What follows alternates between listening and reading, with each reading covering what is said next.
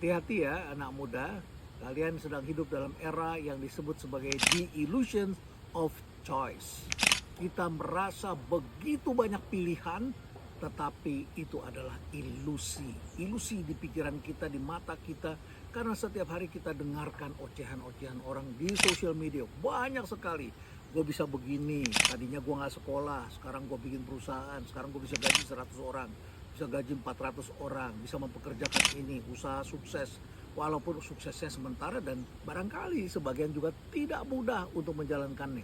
Sementara banyak sekali anak-anak muda yang pengennya serba mudah, dan ketika jalan setahun saja tidak jalan, mereka sudah mengeluh, sudah berhenti. Sedangkan mereka yang berhasil itu adalah jatuh bangun mencoba beberapa hal sampai akhirnya mereka berhasil.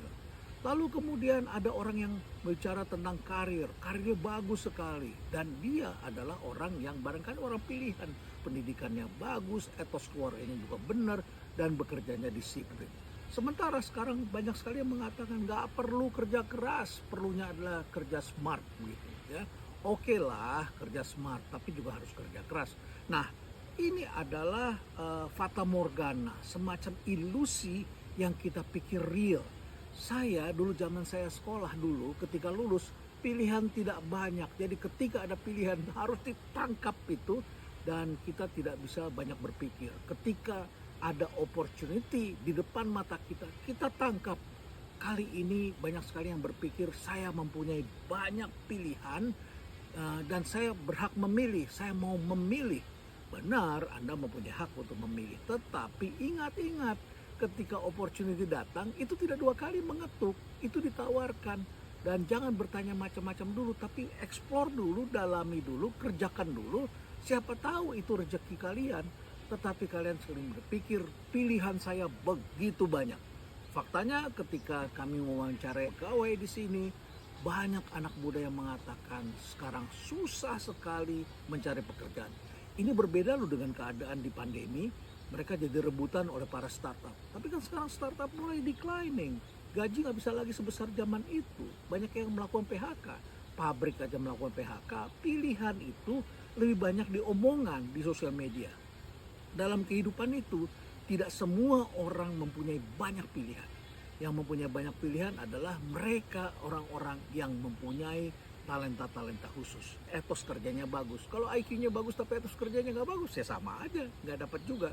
Sekolahnya oke, skillnya pas dibutuhkan, dan kemudian mereka mendapatkan opportunity. Nggak dapat opportunity, nggak jadi juga.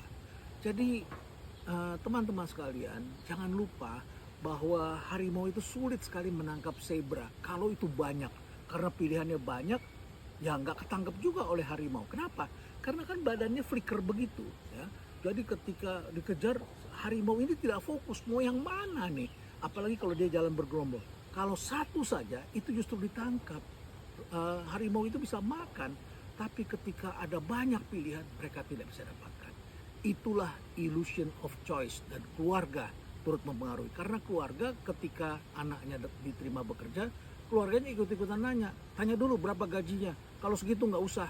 Mama dengar teman mama ada yang anaknya dapat gaji sekian.